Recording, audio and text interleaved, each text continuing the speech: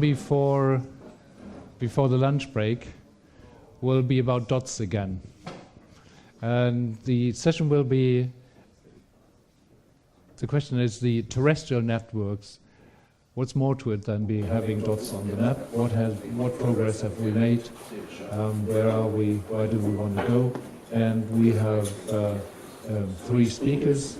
We have Seadevcon, Head of Marine Traffic. He would like to come up. So thank you for joining us. He'll do the first presentation, but let me first introduce also Peter Andersen, Senior Director, Maritime Business Development from Genscape. Genscape, yes, thank you. And Lars Brandstetter, CEO of Fleetmon.com. So these gentlemen will now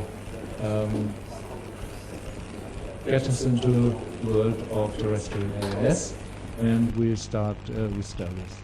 Thank you very much.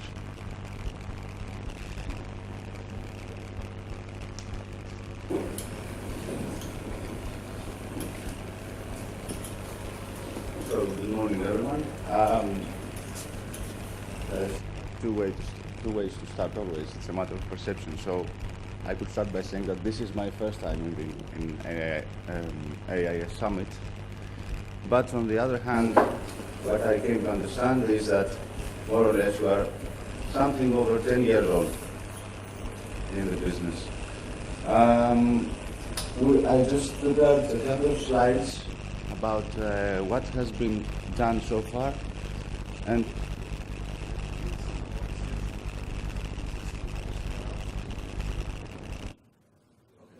that was the magic touch. He didn't press any button.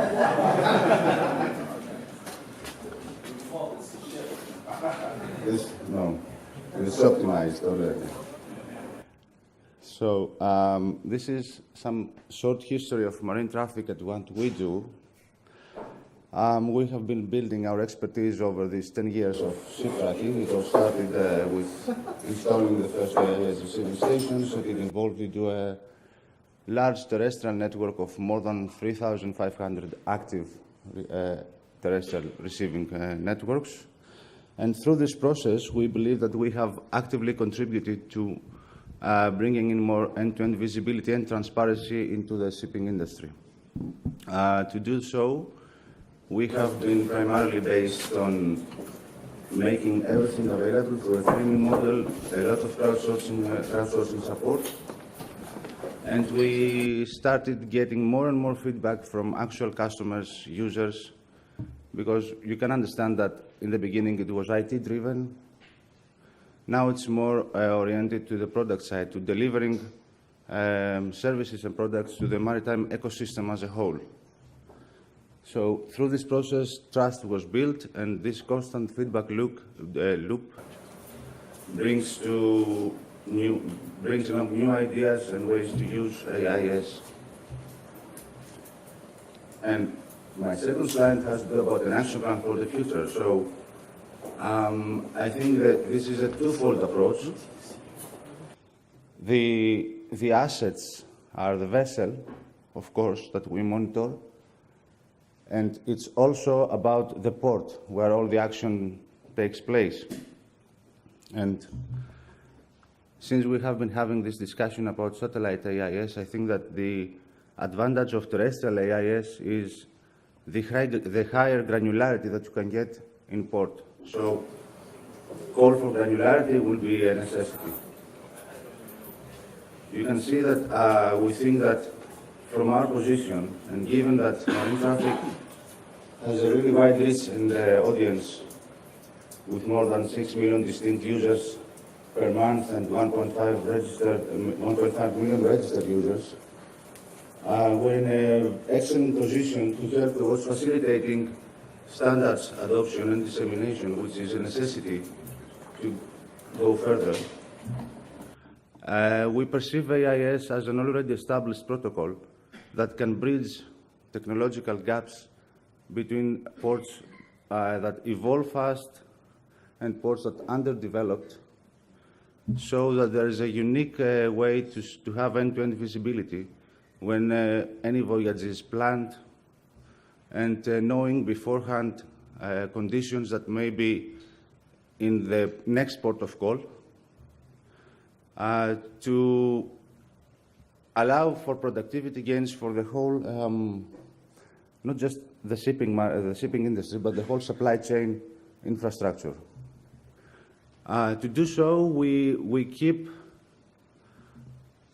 joining these dots, and then you fuse these sets with geofenced data sets, and then you apply more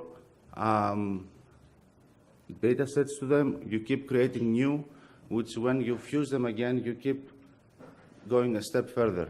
And I think that this will be something that can be discussed. We say that we try to be innovators, but the thing is that we are not innovating for the sake of innovation. There has to be some intent, and for us, the intent is the actual user of the end product. And the overall goal is to keep bringing the shipping industry together and connect, which is a common goal these days for most of the companies involved. So this is the pillars: our data, people in the industry, the shipping industry, and keep bringing in more transparency and visibility to the whole ecosystem. Okay, sorry. This concludes my presentation, and thank you.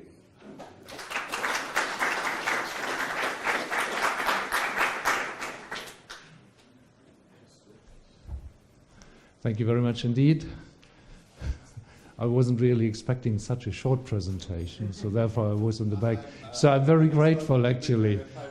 That is very wonderful, but you'll get all the time when we come to the discussion afterwards. So over to Lars then, and your presentation. Thank you. So yeah, let's go the short way before lunch. You know, that's something Carsten also demanded. He said, like, get 2 slides in. How to put a lot of dots on the 2 slides. That's what I'm showing probably. Yeah, let's talk later on because my presentation will be short too. I'm presenting. Yeah, but it's kind of, let's run the video. That's okay, that's fine. It's just 1 slide with video we can't handle technically. It's okay. No, don't care. Fleet One has been founded 2010 after a couple of years of dealing with AIS, so we are even able to break this 10 years barrier of having experience. It's almost 14 years for us. Okay, here we go. We installed our first AIS antenna in 2004, I think. And since then, we worked with the topic, and commercial applications showed up in the end of the 2000s. So we said, okay, let's found another company and do something with the data. Fleet One is running an own terrestrial network. That's something you probably know of. But one of the first ideas in the 2000s, looking at Wikipedia and their success, was why don't we just finding in Wikipedia for ships? Because in that time, you know, shipping information, vessel particulars, positioning information, it was all kind of intransparent to a public or to a wider audience. Ship owners, of course, communicated with ports. Transport people communicated with ship owners, and that was all kind of personal, intransparent, and not really true most of the time. So opening up a platform where regular, you know, people are able to put information in and, of course, get information, transparent information, that was one of the main drivers doing all this effort over the year. So today, of course, a terrestrial network, which is large and is covering the world, creates a lot of data signals. For us, it's kind of, you know, just imagine to store like 7,000, 8,000 signals a second. That's what we do into big databases, of course. We make that queryable, and we are going to create real-time value out of that every day. You know, it's scientific, and of course, it's a little bit research. It's a lot of learning. Getting up in the morning is meaning, okay, what's next? What do I learn today about this maritime sector? and it's all based on data from our side. And we think we have a little hand on, visualizing things, creating, analyzing studies for different markets and different people. Well, let's continue. Our network, that's what I said. Of course, terrestrial is how we all started in 2010. On the commercial sector, I would say like 2011, 12, the satellite AIS got available. Our partner, we worked a couple of years with Orbcom. Now we are partnering with Exact Earth because of, different reasons. To have a good and complete maritime picture of the global transfers, we need the combination of terrestrial and satellite. Even though we have to say terrestrial is around 120 times more data than satellite is creating, that's something you have to cope with in terms of securing the data, saving it, and making it easy accessible. And that's our task in the end. Oh, I see a different picture here. Okay, it's taken over. Yeah. Maybe you can say a quick word to the video, and then we're going to continue. Okay, yeah. So it's just. Can you do? Okay. This is a PC. Okay, but it's just one more,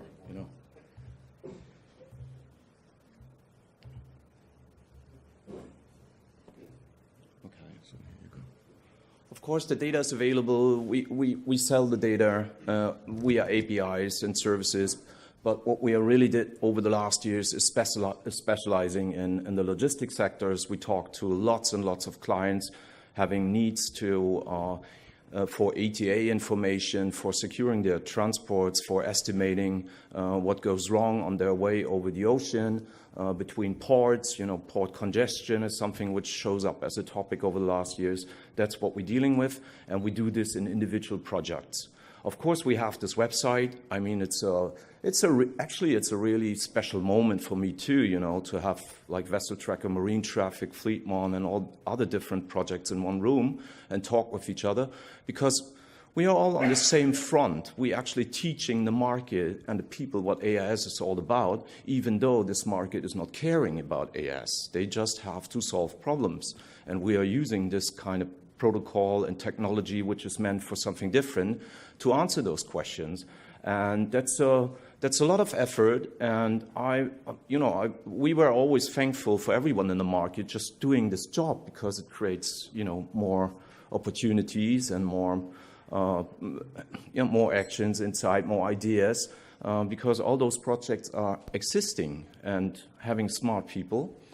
It doesn't matter where. Okay. So this is like automotive as an example. We are in Germany. Of course, we're talking to all those car creators, sending cars all over the world, or parts of those cars, and that's a logistic problem. We do consultancy because sometimes people just don't know what is possible to do, and then we talk and we analyze their processes, and then we go in and say, okay, from, let's say, on the waterway, we can do this. It is over the years, of course, you're collecting clients, you learn a lot, you're improving. The client actually creates the answer himself. If he goes and says, this is my problem, I can start thinking about it and come up with a solution. And it has to work from day one. We are an independent, unfinanced company, so we have to create money to finance everything. We are building our network on a daily basis, like all those projects are doing. And this is probably going on for the next 10 years, which is a nice perspective for a company. There's a lot of work, lots of opportunities, and many new technologies are showing up. Last slide. Let's create this session as an open talk. Maybe we don't have to sell anything here. There are clients probably talk to us, come over with your questions, and there are people to answer that. So thanks a lot.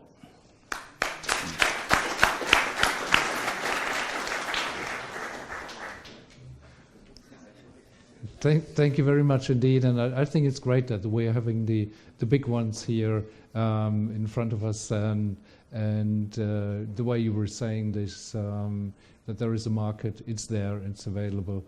and there's opportunities, and it's growing, I believe. So let's now come to the other big one, Peter, your presentation. There's one thing I need to say because I keep forgetting is our video and visual person has instructed me to tell you that due to the privacy regulations in place, anybody who does not want to have his picture, his image being seen on one of the videos or photos that will be perhaps be published afterwards or perhaps on videos, should come to our friend in the back there. There he is, thank you very much, and say that he doesn't want to be visible, and he will then not be visible on one of the materials that's being produced. But I know it will be good material because it has been done before, so thank you very much indeed. And over to you, and I have one observation, and that is really that I think we have moved from dots, because now you have chevrons and arrows, so there's some progress there. Some progress. Over to you. Can I do it from the front? Yes, certainly. Hang on, that's muted. Should be working. Thank you very much. And the reason I'm doing that is that Carsten made it quite clear that no marketing speech. He has heard me before, so I've gone old school. There's no presentation. I could have presented dots on the map as well, or arrows, or similar stuff. I think in our presentations we are sort of fairly aligned, which is probably not a bad thing. I usually say that I've been in the maritime industry since Noah's Ark, but with the seniority present in this room, I guess it has been much later that I joined. Anyway, I worked in shipping all my life, and I've been working with various things. A lot of it data-driven since back in the early 90s when we decided to give BIMCO's members access to their databases. This was the days of a modem and a green screen and black text and that sort of stuff. And it's an area that has grown of me, namely the ability or the need of this industry, the maritime industry, to collaborate across time zones, geographical areas, etc. I think AIS is the democratizing technology that enables transparency of supply chains that this industry has needed for many years before it was introduced. The companies I represent are Genscape and Vessel Tracker, same group.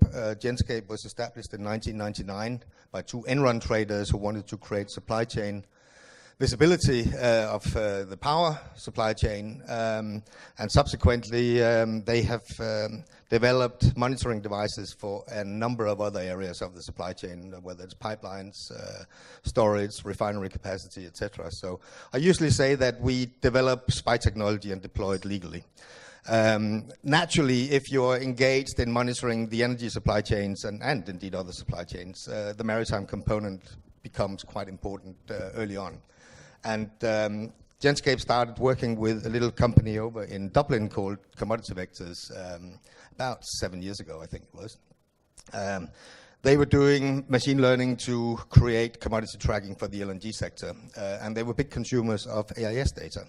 So it quite quickly became clear that there was a vested interest in the company to have AIS data within the group, and Vessel Tracker became part of that in 5 years ago, just over 5 years ago. Martin is sort of, yeah, nodding over there. And Commodity Vectors shortly thereafter. I'm a newcomer to the company. I joined about 15 months ago, and my role is maritime business development, and what my contribution, I guess, is these grey hairs and many years of action and activities in the maritime area. Some of my hobby horses are sort of probably another interpretation of maritime domain awareness than what Guy means, namely enable more of the public to understand what the maritime industry is doing. I think AIS is a great opportunity for that. We have got installations in museums where private visitors can go and see what AIS is all about, track fleets, understand what ships are doing nowadays. Because ports have become, with the exception of Hamburg and a few other places, quite remote things in everybody's life. We go and buy our stuff that has traveled thousands of miles and take it for granted it's available to us in the supermarket or our Nike trainers or whatever it might be. But the ports are no longer really visible. So where does it all come from? In the UK, where I lived for many years, most of the ports in the big cities have been closed down. It's all now residential areas, so much so that all of a sudden they realized up in Liverpool that that was probably not a good thing, because how do we get stuff into all these inhabitants? So the port that had been sort of deactivated, all of a sudden they started talking about perhaps we should build a new port. Not a smart way to do things, I think. Anyway, AIS enables creation of some of that visibility. It also enables, I think, some interesting new collaborative initiatives and introduction of or not so much introduction, but perhaps activation of issues that can both help reduce energy consumption and therefore reduce the exhaust from ships as well. I talked to my two panel members about this last night, and we actually agreed afterwards we should have recorded our conversation, that we could all have been sitting here while you were watching a video of it. But we agreed that rather than standing here for 20 minutes each, we would try to keep it to 5 minutes, which I think I'm just coming up to. And then we would actually discuss some of these issues in the panel. So that was as much as you're going to get from me right here. Thank you.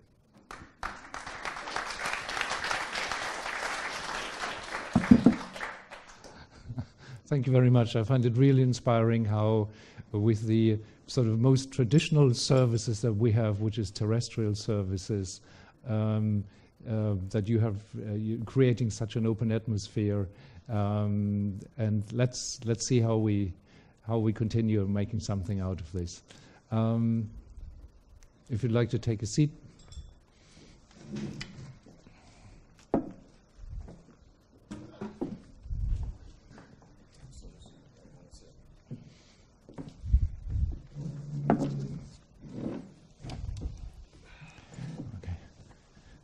Carsten, do we already have questions from the audience?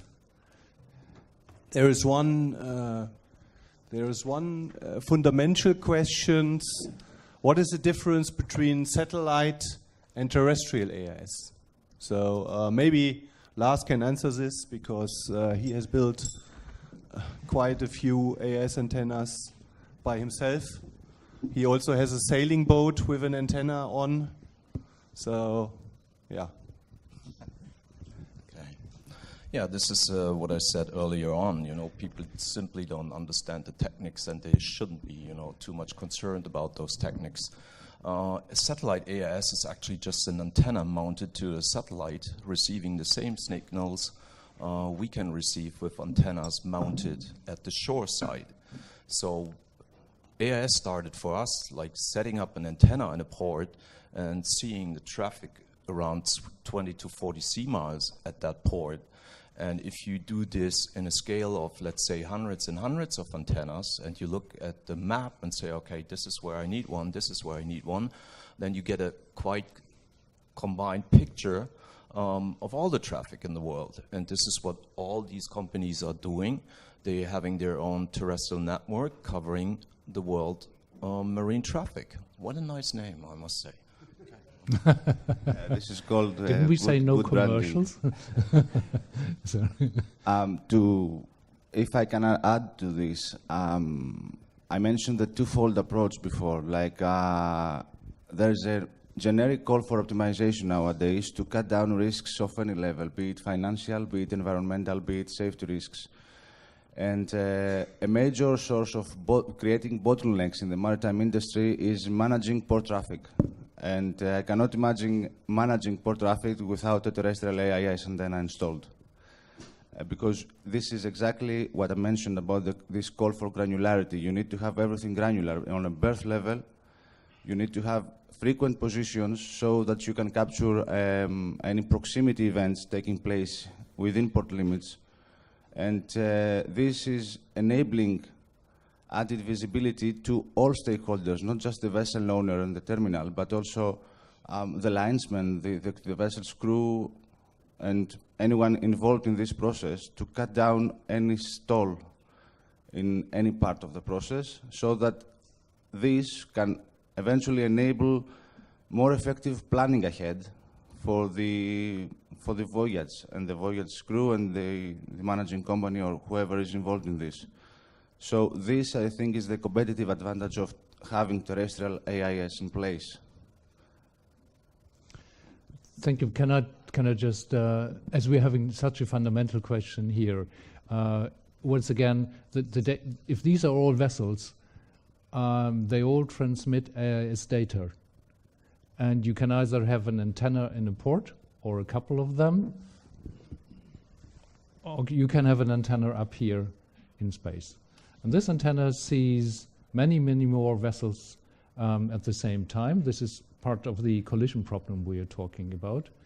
The advantage of this system here is that it is limited to a much smaller area, so it receives almost real-time the data from these vessels, almost real-time, and it has fewer collision problems. We were talking about collision problems earlier, so because this is only getting the information from a few dozens, hundreds, or perhaps 500 to 1,000 vessels in a particular area, you get a more accurate information. And because this is also static, it is always there, this antenna, it will receive the data all the time, as opposed to this one which is moving around.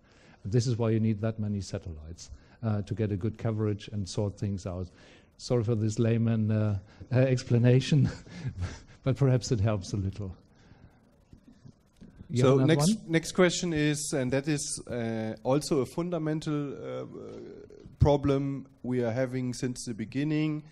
What are you doing? Data filtering, double MMSIs. What is the newest development in this? Are you guys using machine learning or do it the traditional way? So. Okay. Perhaps I can before we get into this in detail, just say that the AIS is an open system for the ones that are not very familiar with it. So the data is being encoded by the one that holds the device. So therefore, we have cases where we have, so to speak, double images because the identification code of a vessel can be on Earth once or twice or a couple of times. And so these people here have little problems in the vessel being in China and in Hamburg at the same time. Yeah, this happens, and I think it is an inherent problem of the protocol, since it was actually built for safety reasons, and we extended the usage by understanding the available options. What we do about that is adding a pre-filtering at the time of receiving the data, and this is the culmination of the experience gained over these years, when you try to address algorithmically something that will keep causing issues, and then you have to run some cleanup processes at the end of its day to make sure that the data that you eventually archive and will be used for analytical purposes and the creation of added value data sets will be as more cleaner as possible. To close the gap between terrestrial and satellite, I would also like to point out that there is this obviously higher footprint that the satellite can capture, which means that since the system itself is self-organizing within a limited area, it's based on VHF signals, it is possible to get conflicting information from a satellite, broad satellite footprint, and this is also something that keeps getting addressed both by satellite providers and from the receiving end, which is us trying to clean up this data set. So it's a continuous effort to make the data sets as cleaner as possible, and which means to more actionable data for building new solutions. Yeah, I mean, client perspective is the most important part, and there's different use cases for consuming data. consuming the AIS data. Even having this data merged with other data sources and more information added to it. Having an access to an archive of AIS messages, and that's true for all of our projects, gives the opportunity to compare with the history and something we already recorded. So what we do is like we just offering certain levels of consolidation for the signal, because there's customers wanting also the error inside the information, because that's information too. So you have to have a raw signal.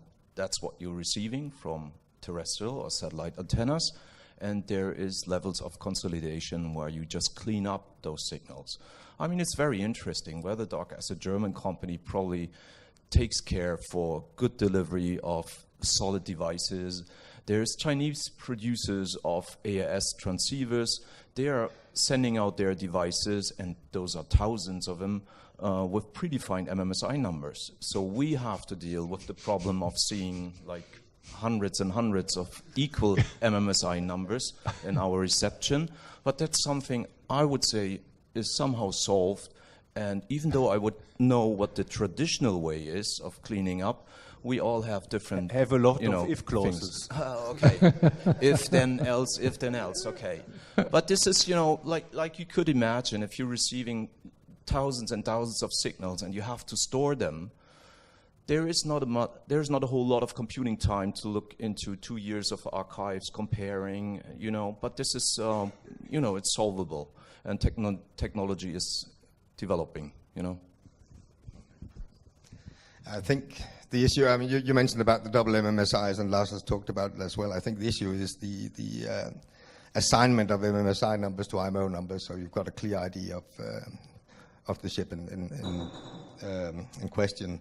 And we do spend a lot of effort on that. Noah is sitting here in the second from front row, and he's the one who's actually dealing with the issues, and Martin as well is a bit further down in the room here. So I'm not going to try to get into any technical conversation about this, because I would be dead on the spot if I did that. But I think we are getting better at it, and I think we are using more and more newer technologies. But as has been pointed out by my fellow panelists here, it's really the customers that drive it. Some needs very high resolution of data and not very cleansed ones, and others need the cleansed ones. And then you've got the third layer, i.e. the historical stuff that can be sort of reprocessed.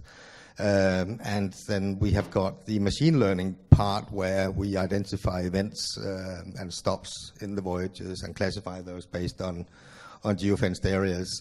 So the processing part is quite broad, and there are multiple layers to it. Just a couple of comments. What Peter mentioned about the reallocation of MMSI is obviously a problem, because it's not an incremental number.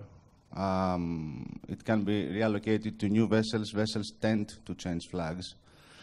And you have the IMO number, but not for every vessel. So what we did was coming up with a proprietary identifier, which tries to keep historicity of these changes and enables for more precise the allocation of positional data to ships. And on a more funny note, if we are having trouble explaining this, imagine having customer support agents having to explain this to customers.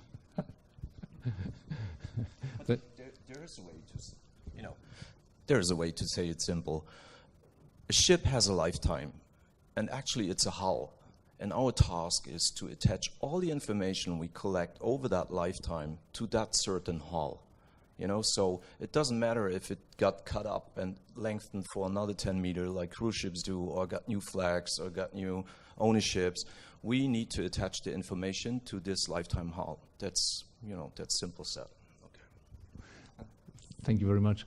I would like to ask a question, and I'm not expecting business figures from you, but I would like to make a quick round of how much of the product, of your product, by the way, did you notice they were always talking about projects, not products?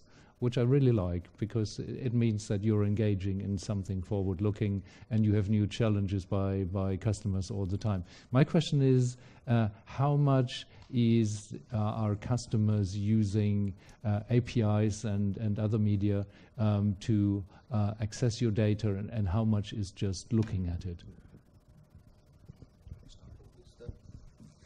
I would say about 80% of our activity is or of our users is using the website, but 80% of our revenue is from API delivery. Thank you. Yeah, it's similar because the website is open, so you get lots of traffic from various industries, and you have to take into account that the usage will be pretty extensive, but similar to Peter, the selling of data services through APIs is a prime revenue maker. Thank you. I only can repeat this, having open platforms serving hundreds and hundreds of thousands of users over the month means you have a certain amount of costs to run those servers, and it's part of this trial to create transparency for a huge amount of people, not even dealing with the maritime industry, but there's always a wife waiting for her seafaring man to come home asking questions, and all those projects, they are delivering, this kind of service. But we have to create money, and that's probably done in those more industrial projects. They are most of the time just API projects. But it's nice to, we always need pictures. We always need to look at something to understand things better, even if it's the fact of where is this port, and why is Pakistan opening a new port, stuff like that. You can look at the map, you can see the traffic, and this is very inspiring and also creates knowledge and possibilities for people to act with each other. And that's what we are actually delivering, Thank you. I have a question by myself. So the discussion is more than dots on a map, and that also means more than data. So what is your strategy? And I would like to get an answer from all of you. Is it we concentrate to have a good set of data, or are you also looking for solutions, taking it further, or you're only going for the solutions? So maybe. Or is it all customer driven again? Let's take this round. Yeah, okay. From our perspective, we are in the first place. We have two parts actually, and I wouldn't even go that path to say it's like this or it's like that, because the world is moving and our business will move too. So if there is a good chance or a good opportunity to do something, we're probably going to take that path. For us, it's being a data hub on the one side is also means that we have to integrate other data too into our platform. This could be kind of, it could be all different data coming from all different sources, commodities, oil information. We mentioned LNG, which is interesting right now because it's quite a trend to use LNG and transport that LNG through all the seas. This is where we're looking at. Schedule information is one of those topics, everyone in the logistics is interested in. The ship owners give those schedules out on certain periods. We're going to integrate that and we make it comparable so everyone is able to look at the complete situation and say, hey, I make decisions on that. Data Hub is one thing. We still will follow this community idea of giving people opportunities to work with the platform, to do that on a free matter, and be able to step deeper. That's actually what we do. And of course we do have applications which are not that public because they have been created for partners and customers in the industry. And we don't even promote them because it's not always making sense to put something you invented into a bright and white audience and say, okay, this needs to be scaled. It's okay to have a project, to learn something, and then keep this running. Yeah, it's more on the same lines. We try to maintain and improve on your data quality while keep thinking of new solutions. And again, I have to remind that there are constant calls that make AIS a necessity into various applications.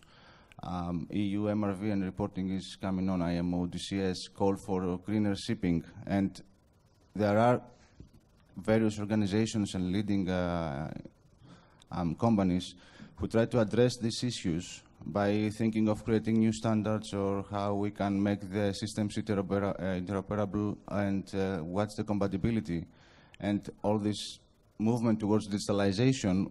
But at the end of the day, even in information sharing and documents exchange, but in the end of the day, if you create 100 different platforms, does not really make it easier for the vessel owner or the vessel crew. They have to learn how to use 100 different platforms. So I think that AIS is quite important in this, under this perspective, as a means which can really bridge gaps between leading ports and other developed ports. And we keep trying to be close to this by participating in such projects and be close to how these things evolve. And also we are, as already said, and Lars mentioned a lot of use cases, pretty customer-driven nowadays. We try to understand what is the business use case that it has to be addressed, and we usually deliver.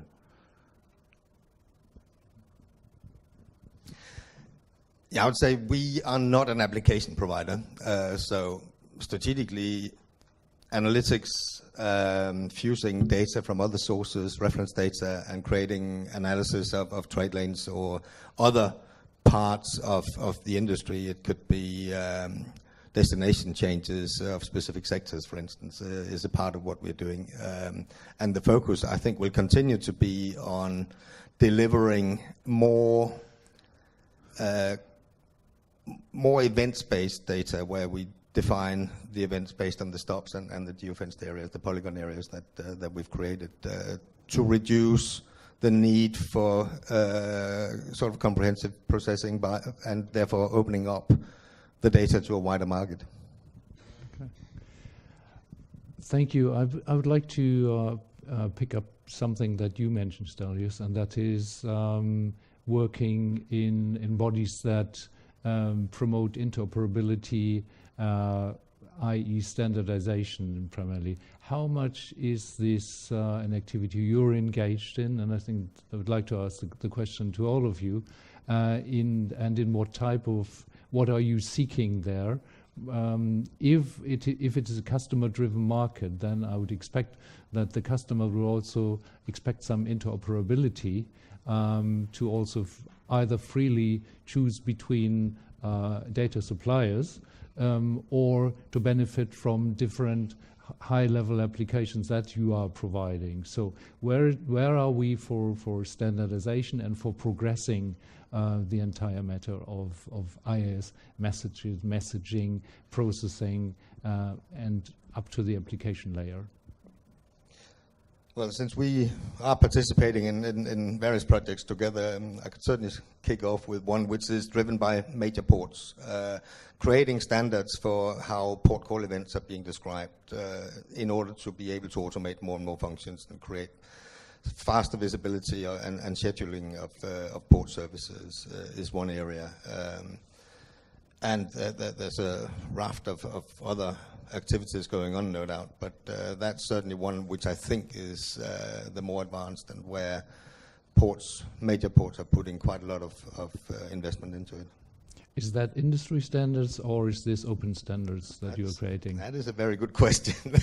Since it's driven by the major ports, I think the ambition is that it will become industry standards, but evidently there's a vested interest in optimizing the operations in the participating ports. Okay. So this. Yeah, it has to do with this need for granularity again, that there are no standards in place in regards to precise geolocation.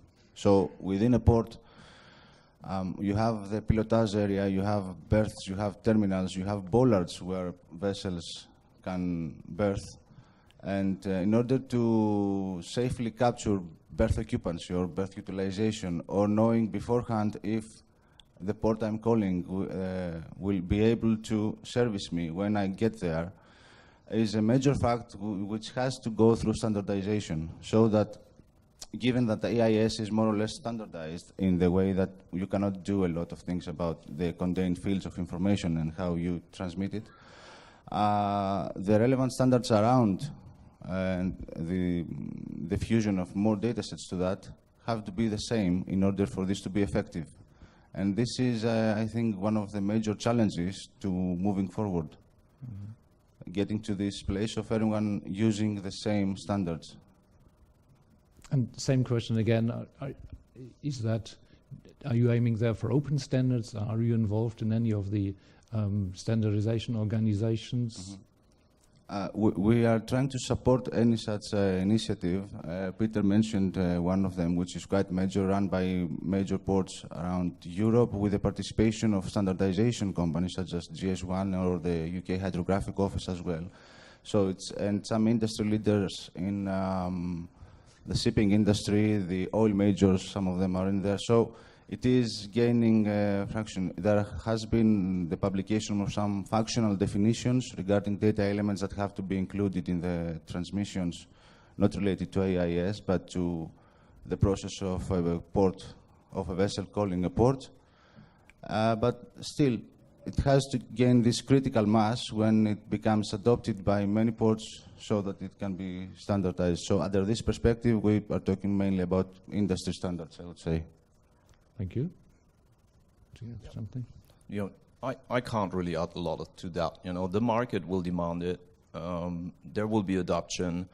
I'm 25 years now in IT. I'm not that optimistic about standards, but talking about AIS means we're talking about a worldwide standard which is established and constant since 2004, since 2003. Even George said, okay, it's long time ago. That's a phenomenon, and that's a norm too. You know, it's a standard everyone can work with, and that's also a reason for the big success of AIS and the usage of AIS in all different applications. So I think today IT is able to adapt fast.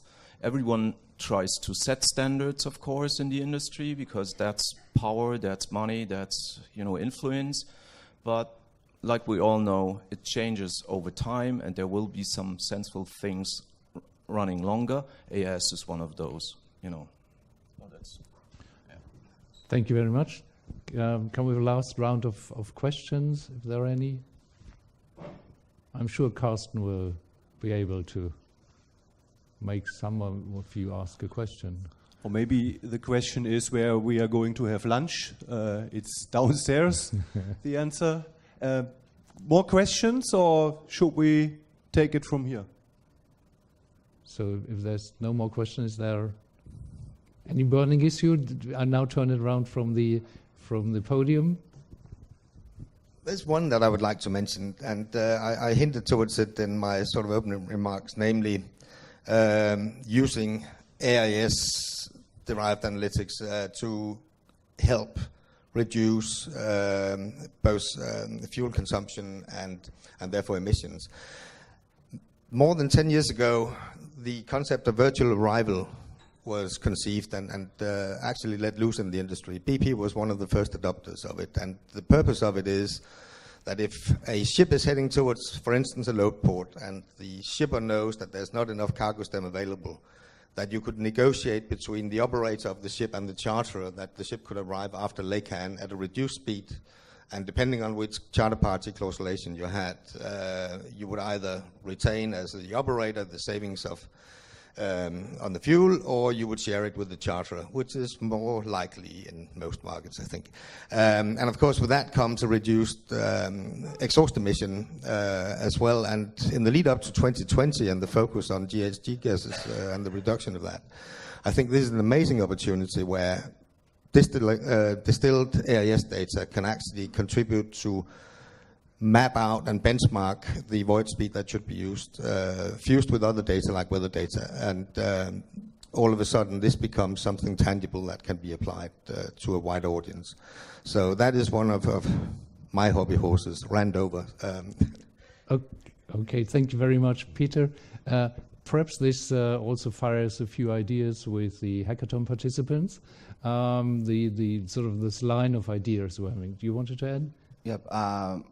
In regards to what Peter has been talking about, I recently saw that the rush to wait effect of vessels trying to rush in order to meet with a charter party agreement and finding themselves at the end of that waiting at an anchorage, so not really being able to perform any cargo operations, has an effect of over almost $200 billion US dollars in the industry per year, just because of the amount of more fuel and bunkers that have to be used, because you have to go, we are not performing the vessel, the voyage at optimal speed. You have to go faster because you have to meet a deadline, and then you find yourself just waiting there. Another idea for the hackathon to work on this subject. And there are correlations between engine load and speed. There are correlations between consumption and speed. And of course, in regards to environment, there is a direct correlation between consumption and emissions. Something else or not? Okay. There might be 2 sentences from my time. Okay. Thank you. Oh, it's a big chance to improve the world, improve the traffics, improve the maritime traffics, to have access to all this data. And our task is to do that well. And there's lots and lots of companies out there working on the mission, working on being more efficient, working on communication channels between all those companies and people involved in the process. And there will be a lot to come, you know, like running through SMM, almost everyone is working with data, and they're all trying to get away from the single perspective to a perspective which includes other parties and which has a global scope, of course. And that's something new, and we're working with it, so that's inspiring. And we have the global protocol which works, and we have companies offering global data. I mean, that's cool. Thanks. Okay. Thank you very much indeed. Round of Jürgen, applause. I have to add something. So the lunch sponsor of today is George Best. So give a big applause to George. He is paying for the lunch, and of course Opcom. Thank you, George. But we also need another round of applause for our participants here. Thank you very much for the inspired performance. So we will be meeting here to start sharp at 1 o'clock. Lunch is served ground floor. Weather provided, you can also go outside. Enjoy yourself, enjoy the lunch, and thank you very much. Thank you.